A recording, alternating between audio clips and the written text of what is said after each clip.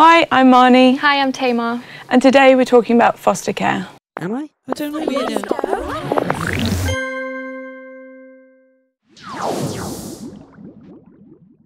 So how was it for you growing up in a house where there was lots of young people coming in and from different backgrounds and different situations? I think it was pretty normal for me because we started fostering when I was 4, so I grew up with it. So I found it odd when I went to my friends' houses and there was maybe one other child there, because from a family anyway, we have a lot of children. So my mum's adopted 4 children. I have a brother, so that's 6 of us already, plus a foster child here and there, maybe 2 foster children. So I'm used to a huge, big, open household anyway. What do you think that was like for them?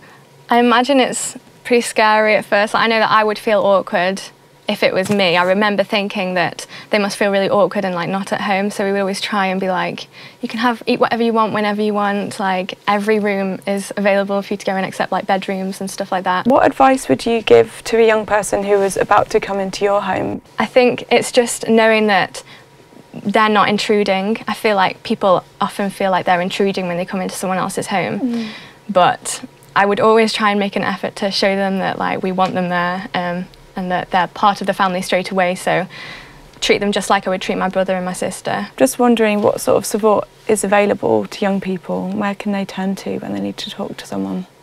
So each child or young person that came to live with us, they had a social worker who was their social worker.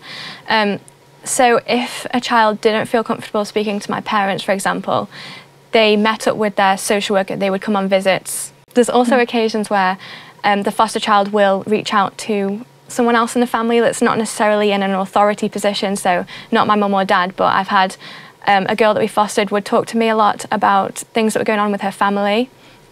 Of course, I wasn't able to like give any help, or I didn't know anything that she was going through. I couldn't relate, but sometimes it helps just to let people feel like they can be open with you and they can talk to you. Some young people might be coming as asylum seekers and English might not be their first language.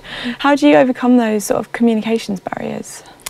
The first child that we fostered who was an asylum seeker, he definitely didn't speak English. Yeah, it is difficult, but I think when you're surrounded by people who speak a certain language, it's easier to pick it up, and he picked it up really quickly, actually. I think he was worried at first about whether or not he'd be able to understand us, and he actually picked it up way quicker than we expected him to. I mean, his life has been completely turned around, and like he came to England not speaking English, not knowing anyone, and being in a foster home kind of gave him the confidence that he needed and the support that he needed. So some young people might worry about how long they're going to be staying in a particular foster home, whether it's 1 night, 2 weeks or a couple of years. So what sort of rights do they have in determining how long they're going to be staying somewhere?